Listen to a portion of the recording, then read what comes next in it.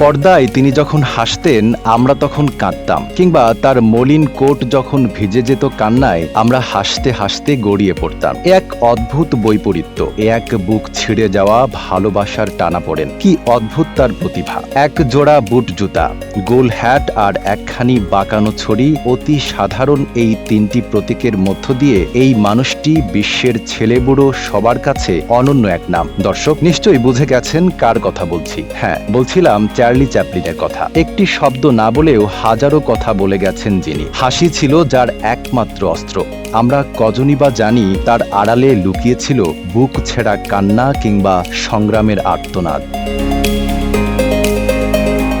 Charlie চ্যাপলিনকে নিয়ে মুগ্ধতার শেষ ছিল না কালজয়ী পরিচালক সত্যজিৎ রায়। তিনি বলেছিলেন, বিশ্ব চলচ্চিত্রের 1 নম্বরে চার্লি চ্যাপলিন, 2 নম্বরে চার্লি চ্যাপলিন, 3 নম্বরেও চার্লি চ্যাপলিন। সিল্কোর সিল্ক অ্যান্ড শাইন, যাতে আছে আর্গান অয়েল ও ওট প্রোটিনের গুডনেস, যা আপনার চুলকে রাখে হেলদি অ্যান্ড শাইনিং। তারপর অন্য কেউ। আমরা সাধারণ সিনেমা প্রেমীদের কাছেই বা কি তার আবেদন কম? চার্লি কি শুধুই কমেডিয়ান, নাকি কেবলই পেটের দায়ে নেমেছিলেন মানুষ আসাতে? না, চ্যাপলিন কমেডিয়ান নন, অভিনেতা নন।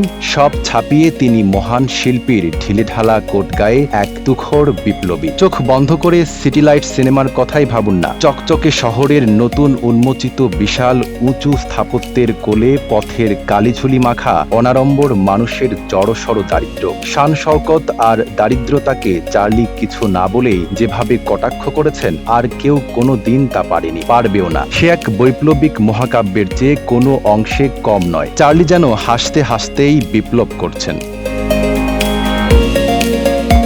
সংগ্রাম আর জীবনের অন্ধকার দিক দেখে যাওয়া চার্লি চ্যাপলিন হাসার উপলক্ষ পেয়েছেন খুব কমই। তাই তো হাসি ছিল চার্লির কাছে পরম আরাধ্য এক সম্পদ। তাই তিনি জীবনভর শুধু মানুষ হাসিয়েছেন, আর দর্শকও হাসতে হাসতে কখন যে কেঁদে ফেলেছেন টেরই পাননি। কমেডিয়ান চার্লি ছাড়িয়ে গেছেন দেশ, কাল, পাত্রকে। দিন শেষে চার্লি চ্যাপলিনের কমেডি আর কমেডি থাকে না, পুঁজিবাদের গালে দিয়ে বসে সশব্দ চড়। হাসিতে হাসিতে বেদনায় ভারী হয়ে ওঠে বুক, অপ্রস্তুত হয়ে দেখি কখন যেন ভিজে গেছে চোখ। শুভ জন্মদিন sir Charles Spencer Chaplin. Desk report, Dhaka post.